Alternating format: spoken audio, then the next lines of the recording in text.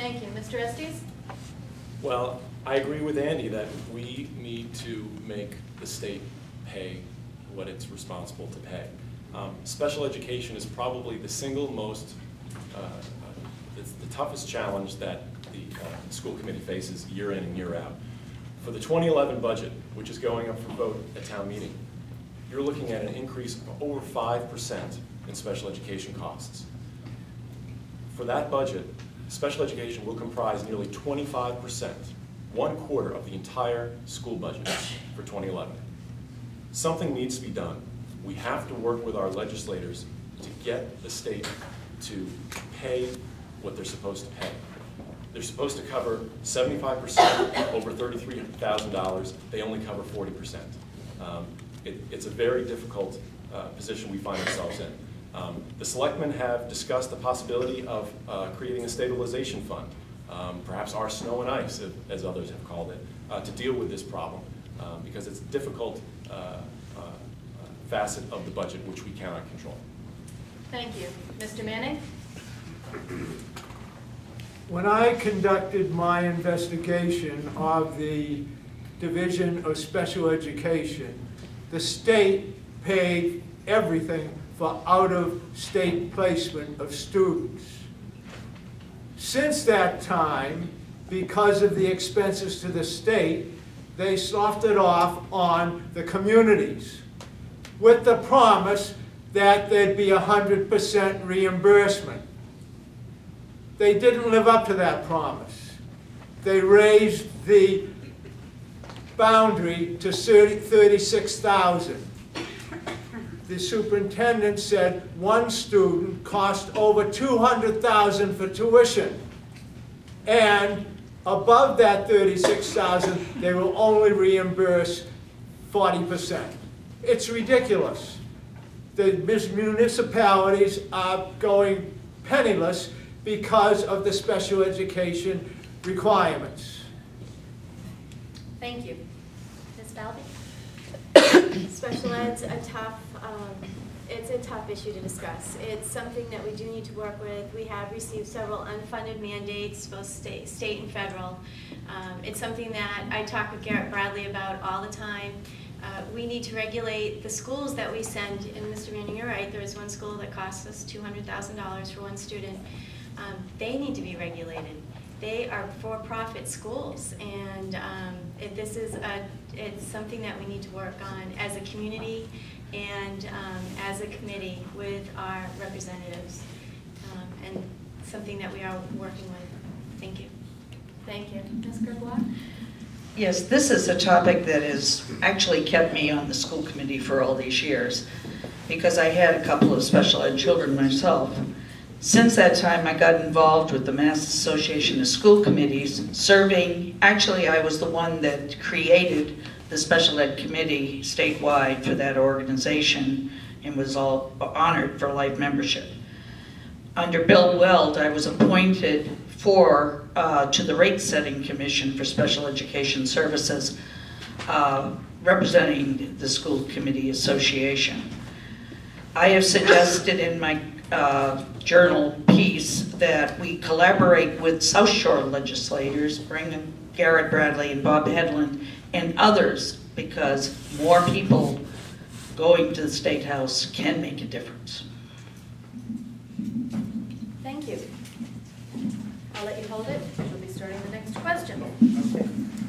It has been alleged that the current school committee has had informal meetings that were not posted in compliance with the open meeting law. I'll say that again.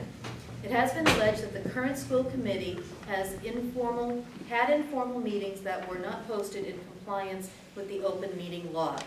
Will the candidates pledge to never take part in such meetings as has been alleged? And Ms. Gregoire, you may start.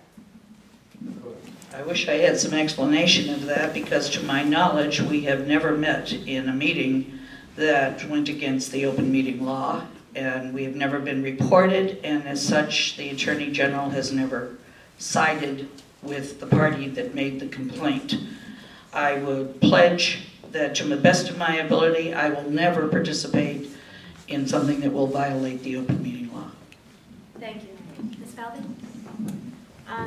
If there was, I wasn't invited, so I pledge never to attend a meeting that isn't posted.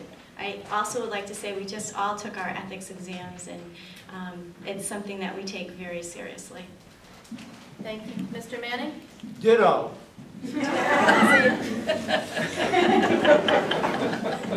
Thank you. Mr. Estes? Well, I certainly can't speak to the past, but I will take that pledge. We should conduct ourselves in a transparent manner and encourage the participation of every resident who wants to attend our meetings. It's the only way that we can bring back credibility to the school committee, which I think is hurt recently. Thank you. Mr. Shafter? I will take the pledge. And to the defense of my two incumbents, I've never heard of any of that allegations, so I don't know where that came from. I do agree with Mr. Estes on transparency. Everyone wants transparency, and especially today, in today's age of communication and all your electronic email and Facebook page and everything, we should be able to have a proper channel to communicate with people and post things. There always comes a gray line of exactly how much time is needed to post something, but I'm sure we can all work in good faith and accomplish that. I think also, remember, we're all volunteers. So when you're a volunteer, you're doing you're trying to just put your best foot forward. And I don't think anything's ever malicious in that. But again, I will pledge to abide by your rule and the open meeting policy. Thank you. Thank you. Our next question is a little bit long, but I'm told everyone's familiar with the subject. Hingham has submitted a statement of interest for the Hingham Middle School in each of the last 3 years. Working with the MSBA, the Mass School Building Authority, could result in a 40% reimbursement for a project. Assuming the MSBA does not select Hingham for potential funding this year, our town will have to make a decision this fall whether to resubmit the SOI, the Statement of Interest. And if Hingham decides to resubmit the SOI, we would need to identify whether our needs are for repairs only or whether they are also enrollment related. What is your position on this issue? Mr. Shafter, you may go first. First, this question is not an easy question to answer in a minute because it's very detailed and many moving parts. The first part is the SOI. To me, I strongly supported submitting the statement of interest back this past fall because to me it's a free option. In terms of repairs only or enrollment, if we were to go with the repairs only, that doesn't really, what I understand the issue is, that doesn't solve the problems of the, what's that called? Not the space. They need the bigger space for the gyms, the cafeterias, the open space. So I don't know if the repairs really solve that. The modules do a fine job for the classrooms.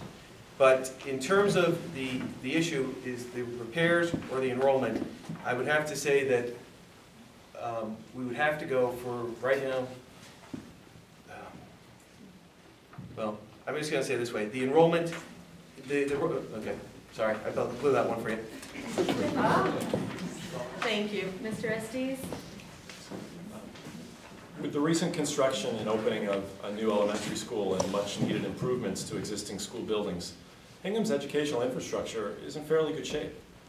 One key exception is the middle school. Numerous repairs and replacements have been delayed too long, resulting in a deteriorating facility, which also suffers ever-increasing overcrowding. I would support refreshing the SOI come fall. I don't support the Selectmen's decision this past year to remove overcrowding from the application, even though it remained in the narrative. I think that putting money into repairs is spending good money after bad. We are faced with an overcrowding issue that is just going to increase.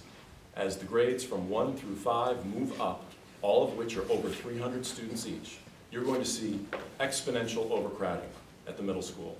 A new school facility needs to be built. We did it for Lincoln School Apartments. We need to do it for the middle school.